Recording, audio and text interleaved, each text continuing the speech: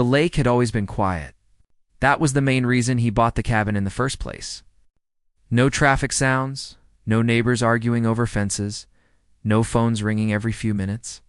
Just water, trees, and long stretches of silence that felt rare in the modern world. The cabin sat a little away from the main cluster of houses, close enough to town to be convenient, but far enough to feel private. It wasn't fancy. It wasn't meant to be. It was a place to breathe. He had owned the cabin for years.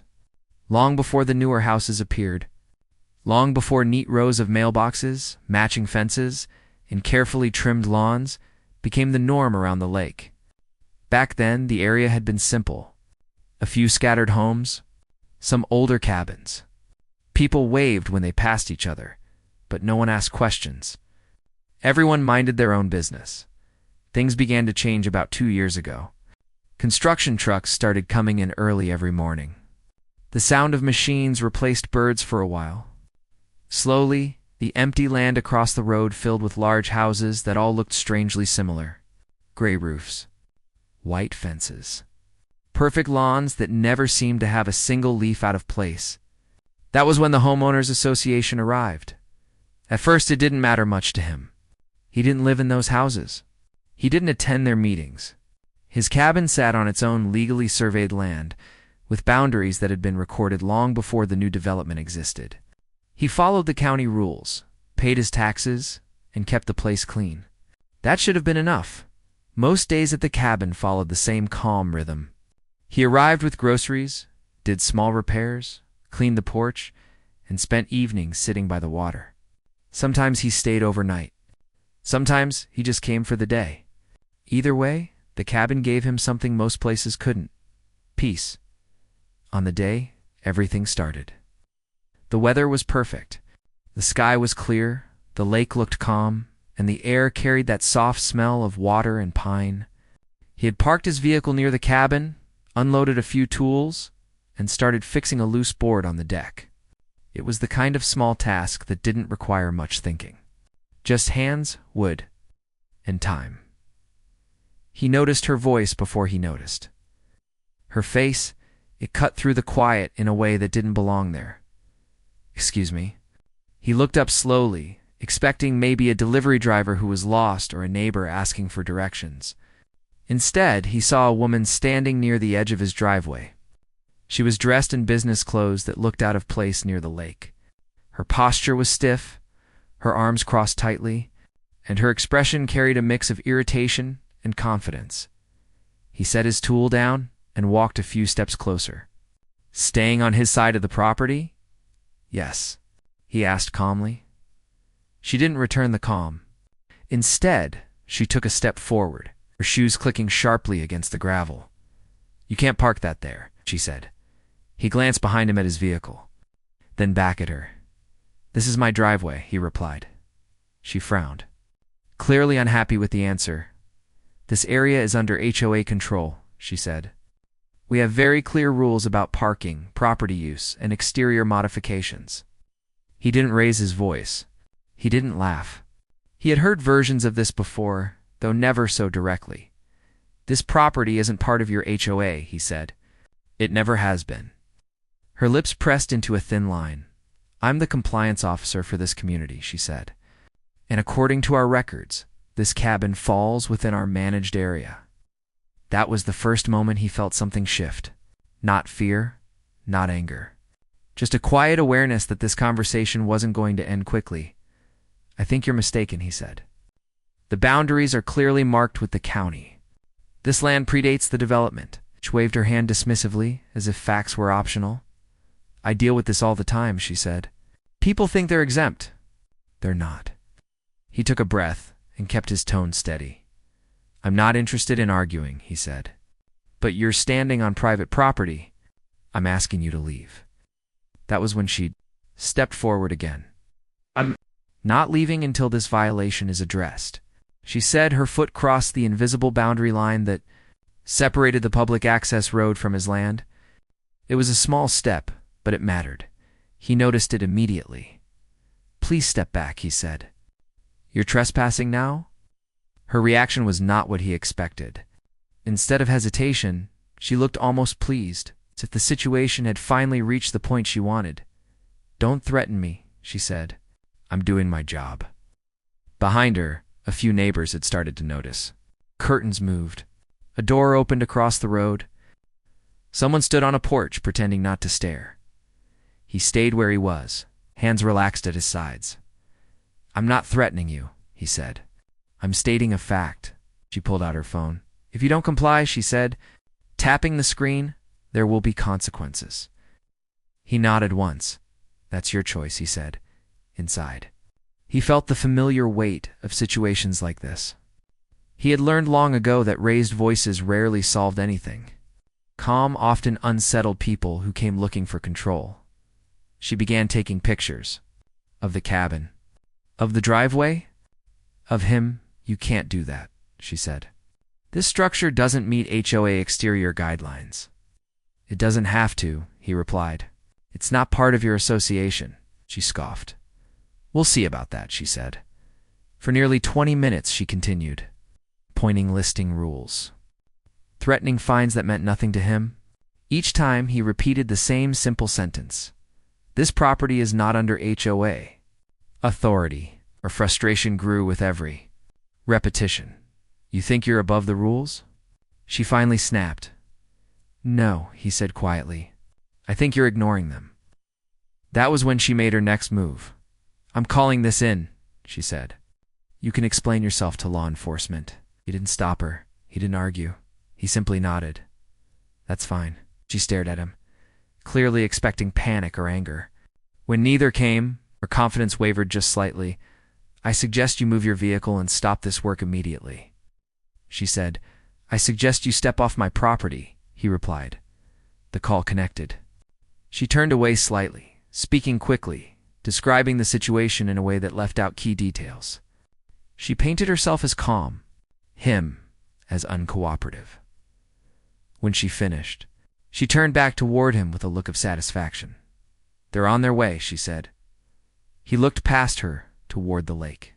"Watching the sunlight ripple across the water, all right," he said. As they waited, the silence felt heavier than before. The birds had gone quiet. Even the wind seemed to slow. She stood with her arms crossed, tapping her foot impatiently. He leaned lightly against the porch railing. Unbothered, a few minutes later, the sound of tires approached.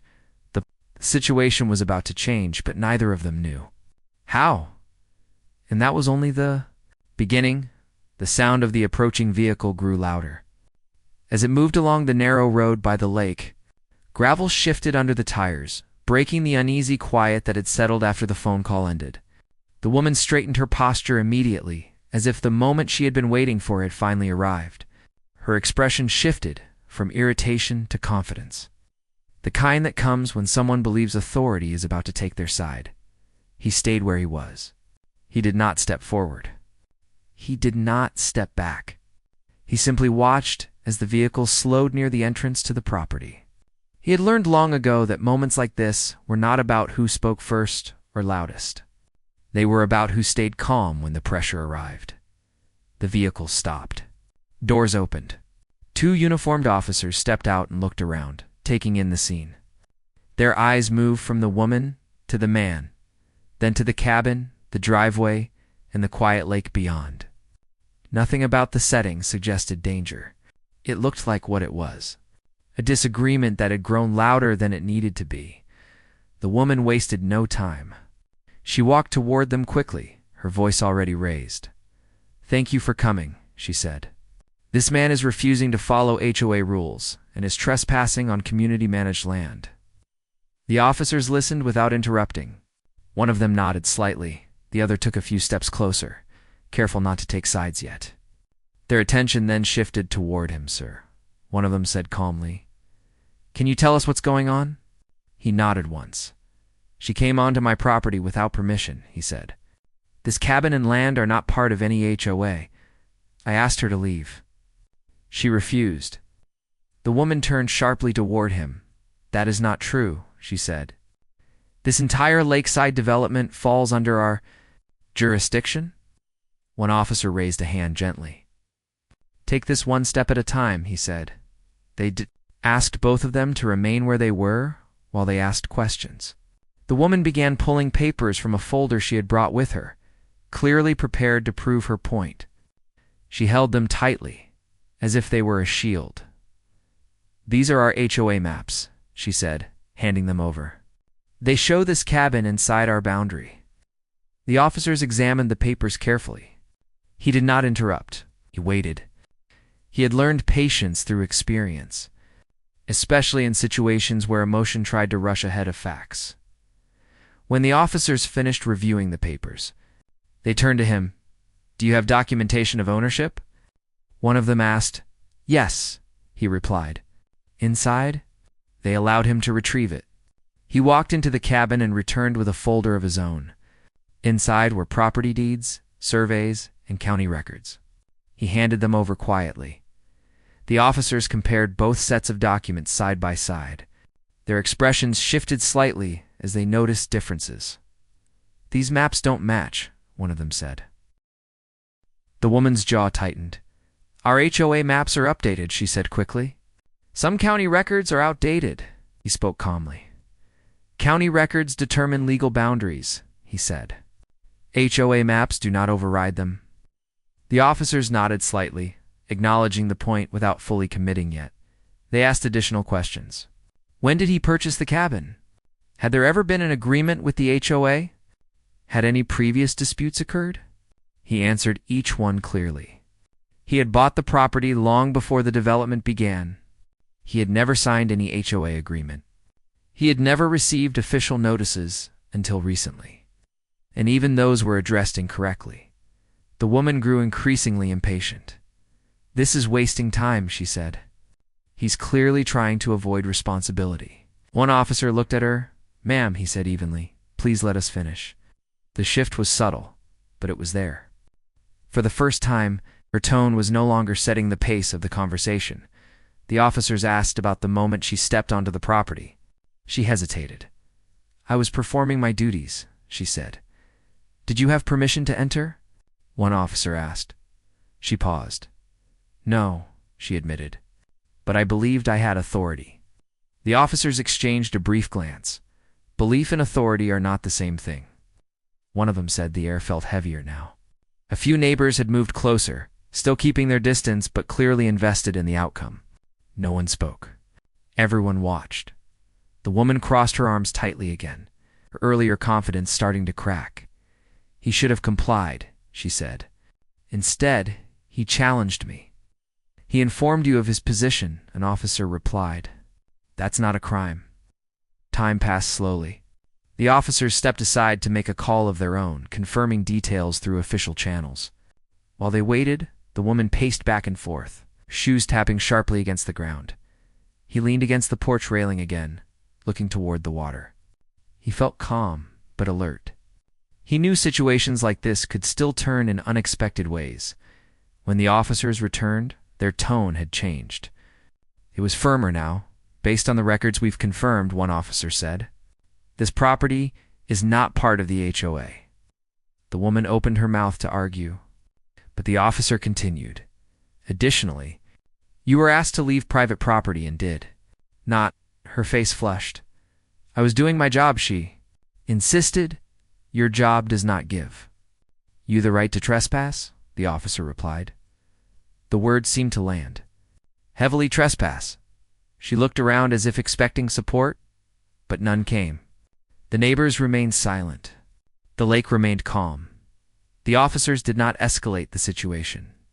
There was no shouting, no dramatic gestures, just clear statements. "You are being instructed to leave the property immediately," one officer said. She hesitated, then slowly gathered her papers. Her movements were stiff now, controlled, as if holding on to dignity by force. "This isn't over," she said quietly. He met her gaze calmly. "It should have been over when you were asked to leave," he said. She walked away without another word, her earlier confidence completely gone. The officers turned to him. "Do you wish to pursue this further?" one asked. He considered the question carefully. "No," he said. "I just want peace." They nodded, understanding. As the officers left, the quiet slowly returned. The neighbors drifted back to their homes. The lake resumed its gentle movement. He stood alone again by the cabin, the weight of the encounter settling in. He knew this wasn't truly finished. Situations involving control rarely ended cleanly, but for now the truth had spoken, and something told him the consequences of that moment would reach farther than anyone realized. The calm had returned. But the story was far from over. The quiet that returned after the officers left did not feel the same as before. It looked peaceful, but underneath it carried a sense of waiting. The lake was still calm, the trees barely moved, and the cabin stood exactly as it always had. Yet something had shifted. He could feel it, even as he gathered the tools he had left on the deck and placed them back inside. He tried to return to his work, tightening the loose board, but his focus wasn't fully there anymore. His thoughts kept drifting back to the woman's expression when the officers told her to leave. It wasn't just anger. It was something closer to disbelief. Like someone who had always expected the world to bend, suddenly realizing it would not. He finished the repair slowly, then sat on the edge of the porch and looked out over the water. He told himself the situation was handled. Legally. It was clearly. But experience had taught him that people who rely on control rarely accept limits quietly. An hour passed, then another. The sounds of nature slowly returned. Birds resumed their calls. A light breeze moved across the lake. He made some coffee inside the cabin and drank it while standing near the window. Watching the road, that was when another vehicle appeared. This one did not belong to law enforcement. It was a dark-colored SUV, clean and polished, the kind that suggested purpose. It slowed near the entrance to the property, just like before. He felt a familiar tightening in his chest. Not fear, but readiness. The vehicle stopped. The engine remained running for a moment longer than necessary before turning off. A door opened. Then another. The same woman stepped out. She looked different now. Her posture was more controlled, her movement slower. She no longer carried the folder from before. Instead, she held a phone in her hand. Gripping it tightly, he stayed where he was. She approached again, stopping just short of the boundary line this time. At least she had learned that much. "I'm not here to argue," she said. Her voice was calmer, but it carried tension beneath the surface. "That's good," he replied, "because I'm not interested in one." She nodded, as if rehearsing patience. "There's been some confusion," she said, "and I think we can resolve it without involving anyone else." He said nothing. Silence often invited people to reveal more than they intended, she continued. "The HOA board believes there may be overlapping jurisdiction," she said. "And until that's clarified, we need cooperation." He looked at her steadily. "There is no overlap," he said. "That was already confirmed." She shifted her weight slightly. "Confirmation can be challenged," she said. "Facts can be reviewed," he replied. "They don't change." Her jaw tightened again. The calm was slipping. "You're making this harder than it needs to be," she said. "No," he said evenly. "I'm making it clear." She took a breath, visibly forcing herself to slow down. "The board is prepared to issue formal notices," she said. "Fines, restrictions." He almost smiled, but stopped himself. "You don't have the authority," he said. Her eyes flicked briefly toward the cabin, then back to him. "You think one interaction with officers settles this," she said. "It doesn't." "It does," he replied, "when the law is involved." For a moment, neither of them spoke. The wind moved through the trees. The lake remained indifferent. Then she did something unexpected. "I looked you up," she said. He didn't react outwardly, but he felt the shift internally. He had expected this sooner or later. "And?" he asked. Her expression changed. There was uncertainty now, mixed with something else. Caution. "You're not just a cabin owner," she said. "No," he replied. "I'm not." She hesitated. "You work with legal offices," she said slowly. "At the state level." He said nothing. He didn't confirm it. He didn't deny it. He didn't need to. The silence answered for him. Her confidence cracked just a little more. "You should have said that." She said, "I shouldn't have to," he replied. "The law applies the same either way." She looked away for a moment, staring at the ground near her feet. When she looked back up, her voice was lower. "The board won't like this," she said. "That's not my concern," he said. She exhaled sharply, frustration leaking through again. "You're putting us in a difficult position," she said. "No," he said. "You put yourself there." It seemed to land harder than anything else he had said. She stood there for a long moment, as if weighing options that were quickly disappearing. "Consider this a warning." She finally said, "I already have," he replied. She turned and walked back toward her vehicle. This time, she did not look back. He watched until the SUV disappeared down the road. The quiet returned again. But this time, it felt heavier, not threatening, just unresolved that evening. As the sun lowered and the lake reflected shades of orange and gold, he sat inside the cabin and thought about what would come next. He knew escalation often followed resistance. People unused to being told no rarely accepted it. Quietly, his phone buzzed. An email. It was from the HOA. The message was formal, carefully worded, and full of language meant to sound authoritative. It referenced violations, pending reviews, and future actions. It avoided directly claiming control, but hinted at it repeatedly. He read it once. Then again. Then he forwarded it. He sent it to the appropriate state office. He did not add commentary. He did not explain. He simply attached the documents that mattered. The response came faster than he expected. A single line. "We'll handle it." He leaned back in his chair and closed his eyes briefly. Not in relief. In certainty. The next morning, the lake was quiet again. Too quiet, he stepped outside and noticed something new. A notice had been placed near the edge of the driveway. Not on his property, but close enough to be seen. It was another attempt. Careful, technical, still improper. He removed it calmly and took a photo. Then he waited by afternoon. A different kind of vehicle arrived, official, unmarked. Two individuals stepped out, dressed plainly, but carrying themselves with unmistakable authority. They did not approach the cabin right away. They stood near the road, observing. He walked toward them. "Afternoon," one of them said. "Afternoon," he replied. "We're here regarding the HOA matter," the other said. He nodded. "Good," he said. They spoke quietly for some time. Documents were reviewed. Photos were examined. Boundaries were confirmed once more. One of them shook his head. "This shouldn't have gone this far," he said.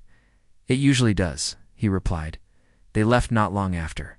Promising follow-up by evening, messages began circulating in the neighborhood. Word travels fast in places built on shared rules and shared assumptions. Some were confused, some were angry, some were silent. He returned to the porch and watched the sun set again. The cabin remained where it had always been, untouched, uncontrolled, and soon unmistakably protected. What the woman didn't realize was that the moment she stepped onto that property, she had started something far bigger than a disagreement, and the consequences were already in motion. The lake stayed calm, but the tide had turned. The next few days moved slower than usual, but the tension beneath them felt heavier than before. The cabin was quiet, yet not peaceful in the same way it used to be. Every sound seemed sharper. Every passing vehicle along the lake road caught his attention. He did not feel afraid. He felt alert. There was a difference. He continued his routine as normally as possible. He cleaned the porch, checked the locks, and spent time by the water in the evenings. Anyone watching from a distance would have seen nothing unusual. That was intentional. He knew situations like this often revealed their true nature when one side remained steady and the other grew impatient. By midweek, the first sign of pressure arrived. A certified letter. He found it placed carefully in his mailbox, the envelope stiff and official. He already knew who it was from before opening it. He took it inside, sat at the small table near the window, and read it slowly. The letter was long, carefully written, and filled with language meant to sound serious. It referenced compliance reviews, community standards, and possible legal steps. It did not directly accuse him of wrongdoing, but it strongly implied that he was on the edge of it. He folded the letter and set it aside. He did not respond. Silence, when used correctly, could be more powerful than argument. That afternoon, a neighbor from across the road walked over hesitantly. They had exchanged polite greetings before, but had never really spoken. "I hope you don't mind me asking," the neighbor said quietly, "but are you having trouble with the HOA?" He nodded. "Some," he replied. The neighbor sighed. "They've been going around asking questions," they said, "trying to get people to sign statements." It confirmed what he already suspected. "Did you?" he asked. The neighbor shook their head. "No," they said. "Didn't feel right." He'd thanked them, and they returned to their home. That evening, another vehicle appeared near the cabin. This one bore the HOA logo clearly on its side. It parked just outside the property line. 2 people stepped out. The woman was not with them this time. They did not approach. They stood by the road, talking quietly, occasionally glancing toward the cabin. He did not go out to meet them. After several minutes, they left the next morning, brought something new, an inspection notice posted near the driveway, again, placed just carefully enough to avoid direct trespass. It referenced an upcoming review date and requested access to the property. He removed it and took a photo. Then he made a call. The conversation was brief, professional, clear. By afternoon, the tone of the situation shifted again.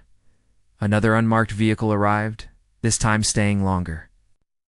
The 2 individuals from before returned, joined by a third. They did not linger by the road. They approached the cabin directly, stopping at a respectful distance. "We need to ask a few more questions," one of them said.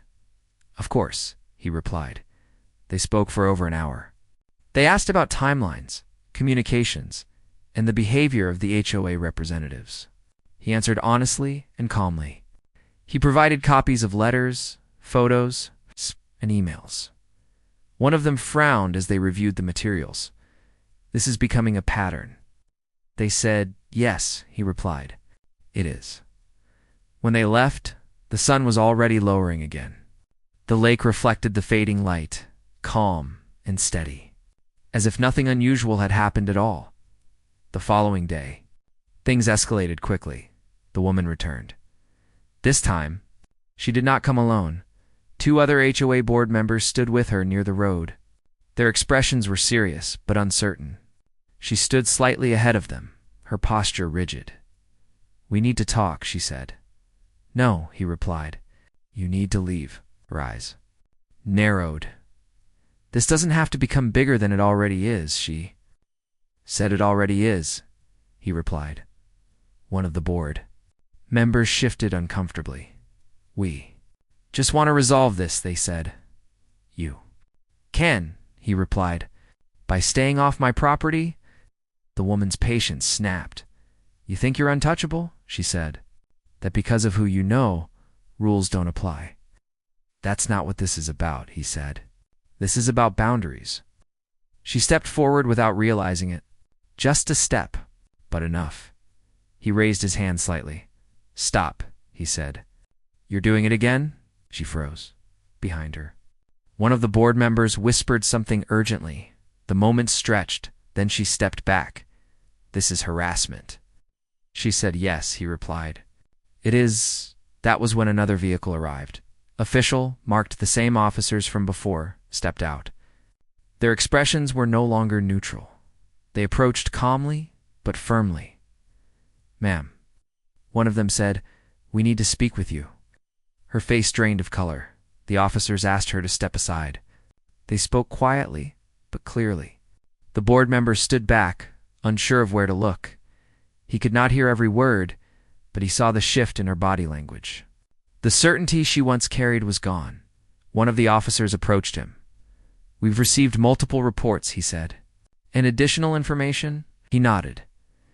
"This has crossed into misuse of authority," the officer continued, and repeated trespass. The words hung in the air. The officers issued clear instructions.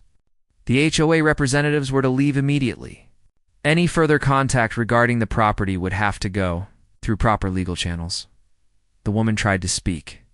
"This is unfair," she said. "No," the officer replied. "This is lawful." She looked at him then, really looked at him, as if seeing him for the first time. "You did this?" she said quietly. "No," he replied. "You did." They left shortly after, the HOA vehicle pulling away without ceremony. The silence that followed felt different again. Lighter, but still not finished. That night, he received a call. It was short. "The review is complete." The voice on the other end said, "And findings will be issued." He thanked them and ended the call. The next morning, the lake looked exactly as it always had. Calm, unchanging, but the neighborhood felt different. People waved when they passed now. Some nodded respectfully. Others looked away. By afternoon, messages circulated again. This time, they carried a different tone, confusion, concern, quiet realization. The HOA had overstepped, and it was no longer just about one cabin.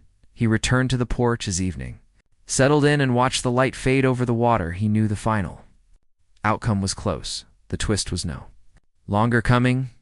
It was already unfolding, and there would be no way to undo it. The final shift did not arrive with noise or drama. It arrived quietly, the way real consequences often do. The lake looked the same that morning. The air carried the same soft scent of water and trees. If someone had driven past without knowing what had been unfolding, they would have seen nothing more than a simple cabin standing peacefully by the shore. He woke early, as he usually did when staying there. The light came through the window slowly, touching the wooden floor before climbing the walls. He made coffee and stood by the window, watching the road. Not with worry, but with awareness. The waiting was nearly over. By mid-morning, his phone buzzed. An email. It was short, professional, and direct. The review had concluded. Findings were finalized. Formal notices would be issued to the appropriate parties. No further action was required from him, unless contacted directly. He read it twice. Then once more, he did not smile. He did not celebrate. He simply felt the quiet certainty settle into place an hour later. The first visible sign of change arrived. A vehicle he recognized pulled onto the road near the cabin. Not law enforcement this time. Not unmarked officials either. It was the HOA vehicle. But it moved differently now. Slower. Hesitant. It did not stop near the property line. It continued past. He watched until it disappeared. Later that afternoon, a neighbor approached again. This time, more openly. "Did you hear?" they asked. "Hear what?" He replied, "The board called an emergency meeting," the neighbor said. "They're saying some actions were taken without proper authority." He nodded. "That sounds right," he said. The neighbor hesitated. "They mentioned refunds," they said, "and policy changes." He said nothing. He did not need to. That evening, a formal letter arrived by email, addressed not just to him, but copied to multiple recipients. It was careful, apologetic without admitting too much. It stated that the HOA acknowledged an error regarding jurisdiction. It confirmed that his property was not and never had been under their control. It requested that all prior notices be considered void. He saved the email. Then another arrived. This one was different. It announced that the individual who had been acting as compliance officer would no longer be performing that role. It did not explain why. It did not need to. He closed his laptop and stepped outside. The lake reflected the evening sky, calm and steady. He walked along the edge of the water, letting the quiet settle again. For the first time since it began, silence felt like it belonged there. Over the next few days, the changes became more visible. The HOA vehicle stopped appearing near his property. Notices stopped arriving. Emails stopped coming. The pressure that had once hovered in the background slowly faded. In the neighborhood, conversations shifted. People spoke more openly now. Some expressed frustration, others relief. A few admitted they had been uncomfortable with how things were handled but didn't know how to push back. He listened when spoken to. He did not lecture. He did not brag. He simply shared the same message each time. Know your boundaries, he said, and don't assume authority replaces law. One afternoon, he noticed movement near the road again. The woman stood there, alone this time. She did not approach. She did not cross the line. She simply stood, looking toward the cabin. He did not move toward her. After a long moment, she turned and walked away. That was the last time he saw her. Weeks passed. The lake returned fully to its quiet rhythm. The cabin once again felt like a retreat rather than a line of defense. He returned to small repairs, slow mornings, and long evenings by the water occasionally. He reflected on how easily things could have gone differently. If he had raised his voice, if he had reacted emotionally, if he had tried to dominate instead of remain steady, the situation had never been about winning. It had been about holding ground. One morning, a package arrived. Inside was a revised HOA map. Corrected, clear, accurate. His property was nowhere, near the boundary. He placed it in a folder and set it aside. Another email arrived later that week. This one from a state office. It thanked him for cooperation and confirmed that no further issues were expected. It also mentioned that additional training and oversight measures were being implemented for similar organizations. That part mattered more to him than anything else. Not punishment correction on a quiet afternoon. He sat on the porch and watched the sun move slowly across the water. A bird landed near the edge of the dock, then flew off again. The lake breathed in and out with the wind. He thought about how often people confuse control with responsibility. How easily small authority can grow into overreach when left unchecked. And how important it was that someone, sometimes, simply stood still and said no. The cabin had not changed, but the story around it had. As summer moved on, new faces appeared in the neighborhood. New families. New routines. The HOA became quieter, more careful. Meetings became shorter. Notices became clearer. The tone shifted from demand to cooperation. No one mentioned the incident openly anymore, but everyone remembered it. One evening, as the light faded and the lake darkened, he locked the cabin and prepared to leave for the night. He stood for a moment before getting into his vehicle. Looking back at the place, it had given him peace long before the conflict. And now, it had given him clarity too. He drove away slowly, confident that when he returned, the cabin would be waiting, unchallenged, uncontrolled, and finally, undisturbed. The story did not end with applause or confrontation. It ended with quiet, the kind that lasts. Time passed in a way that felt slower at the cabin, as if the lake itself resisted hurry. Weeks turned into months, and with each visit, the place felt more like what it had always been meant to be. Quiet, honest, free of tension. Yet even as peace returned, the ripple effects of what had happened continued to move outward. Touching people and situations he never expected, he noticed it first in small ways. A neighbor who used to avoid eye contact now waved and smiled. Another stopped to chat for a few minutes, asking about fishing spots or the weather. The conversations were casual, but there was something new beneath them. Respect. Not for power or position, but for steadiness. One afternoon, while he was repairing a loose hinge on the shed door, a couple walked by with their child. They slowed, then stopped. "Excuse us," the man said. "We just wanted to say thank you." He straightened up, surprised. "For what?" he asked. "For standing your ground," the woman said. "Things are different now. The HOA meetings feel normal. Less pressure." He nodded, unsure what to say. "I didn't do anything special," he replied. The man smiled. "That's kind of the point," he said. They walked on, leaving him standing there thinking he had never set out to change anything beyond protecting his own space. Yet somehow, by refusing to bend when bending wasn't required, something larger had shifted. As summer deepened, the lake became busier. Kayaks appeared in the mornings. Families picnicked near the shore. Laughter drifted across the water in the evenings. None of it bothered him. It felt alive, not intrusive one morning.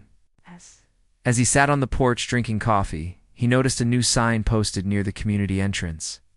It outlined HOA guidelines, but the tone was different now. Clear, measured, informational rather than threatening. He read it once, then went back to his coffee later that week. An email arrived from the HOA. Not a notice, not a warning. An invitation? It asked if he would be willing to review updated boundary documents. Just to ensure accuracy, he considered it for a moment, then he agreed. The meeting was held in a small community room. Nothing fancy. A few folding chairs, a long table with papers spread across it. The board members looked different than before. Some were new. Others carried themselves with caution. The woman was not there. They greeted him politely and thanked him for coming. No one raised their voice. No one made demands. They reviewed maps together, confirmed lines, and corrected errors. At one point, someone said quietly, "We should have done this properly from the start." "Yes," he replied. "You should have." There was no tension in the words, just truth. When the meeting ended, one of the board members walked with him toward the door. "We're trying to rebuild trust," they said. "That takes time," he replied as he drove back to the cabin. He thought about how rare it was for organizations to admit mistakes, even quietly. It didn't erase what had happened, but it mattered. Back at the lake, he returned to his routines. Mornings on the porch. Afternoons fixing small things that didn't really need fixing. Evenings watching the light fade across the water. One evening, a storm rolled in unexpectedly. The sky darkened quickly, and wind rippled across the lake. He sat inside, listening to rain strike the roof, feeling the cabin hold firm around him. In moments like that, he felt deeply grateful, not just for the structure, but for what it represented. A place that existed outside other people's expectations. After the storm passed, the air smelled clean, fresh. He stepped outside and looked around. Everything was still standing, just like before. Months later, a letter arrived from the state office. It wasn't official this time. It was personal. It thanked him again, but it also shared something else. His case had been used as a reference in new training materials, not as a warning, but as an example of how small overreach could become a serious issue if left unchecked. He folded the letter and placed it with the others. That night, he sat by the lake longer than usual. The water reflected the stars, broken only by gentle movement.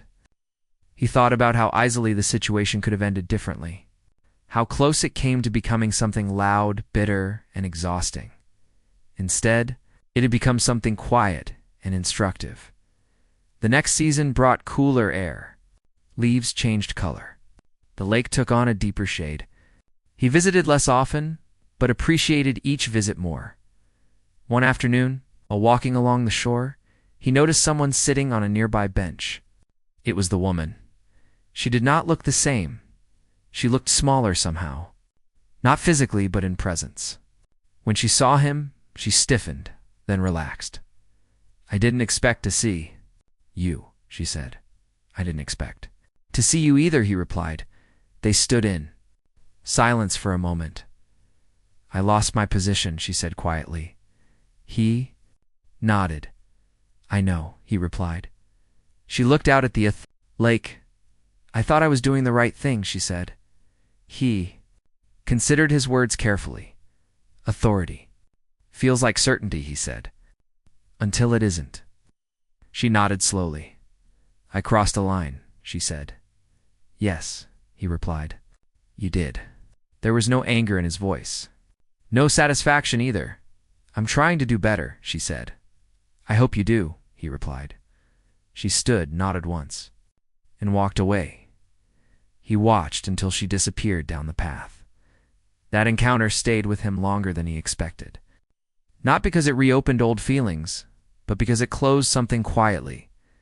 The story, he realized, wasn't really about the HOA or even the trespass.